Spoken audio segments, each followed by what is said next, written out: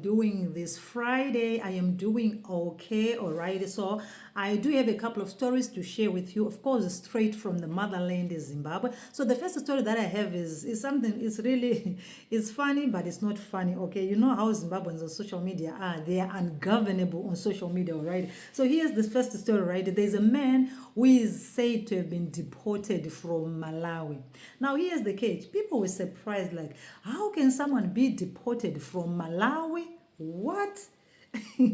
What is there in Malawi that someone will go and have themselves deported? Well, so this man, among other foreigners, were deported from Malawi for, for having expired permits, right? So he was in the country illegally, and the Malawian immigration deported him. Now, when this news came to social media, Zimbabweans were surprised that someone can actually be deported from Malawi. Yes, of course, we know that people get deported from South Africa because we hold South Africa highly. But for someone to be deported from Malawi, they said it's unheard of, it's bad luck. Malawi should be grateful that Zimbabweans are even going there. Okay, a lot of things have been said about this story. So I just said, okay, let me just share with you guys that someone got up.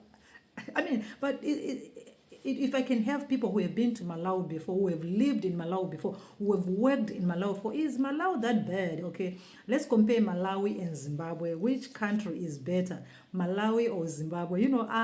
I've never worked in Malawi, so I don't know much about, their economy and everything, but hearing Zimbabweans comment on social media that being deported from Malawi is a shameful thing, is an insult. There is nothing that Malawians can deport Zimbabweans for. Okay, I don't know.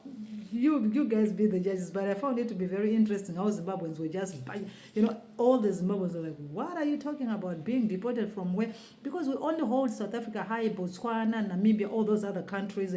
I am not sure about Zambia, because once upon a time, Zambia was really, really bad as well. So very few people were proud to say, I live in Zambia.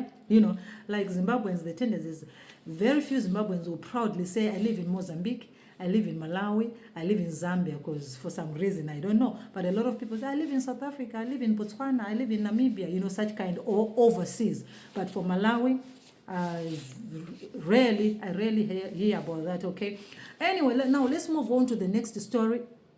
The next story we have is about cricket in Zimbabwe. Now, for those of you who have been watching cricket for some way back, we used to have a very strong cricket team during the Tatinda Taibu era, the Hamilton era, the Brendan Tylor era. Now, there was a time Brendan Tylor was the captain. Very good, all right. So now, last week, Brendan made a confession that he was involved in match fixing and also taking drugs. Now, he narrated his story that, once upon a time, sometime he was invited to come to India, to go to India. So when he went to India, he said he met some business people, who had promised him that they were going to discuss businesses and sponsorship and everything. So when he got there, he said they discussed the business, everything went well. And then after that, they invited him for a celebratory party. When he went to the party, right, he said they put something in his drinks, okay? And then they also gave him something to smoke, which is cocaine. So he said after he drank, those people, he didn't know that they were shooting a video.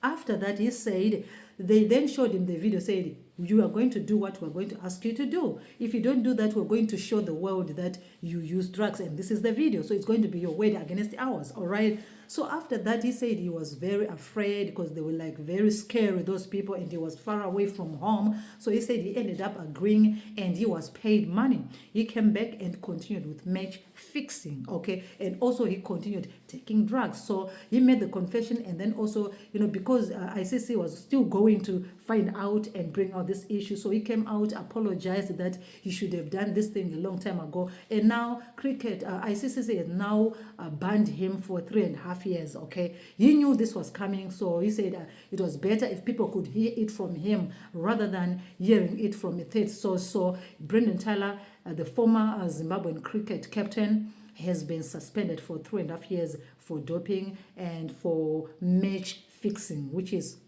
an offense. Okay, it's corruption, so it's not allowed in sports. Okay, so yeah, we hope we learn from our mistakes. We all make mistakes at one time and we learn from them.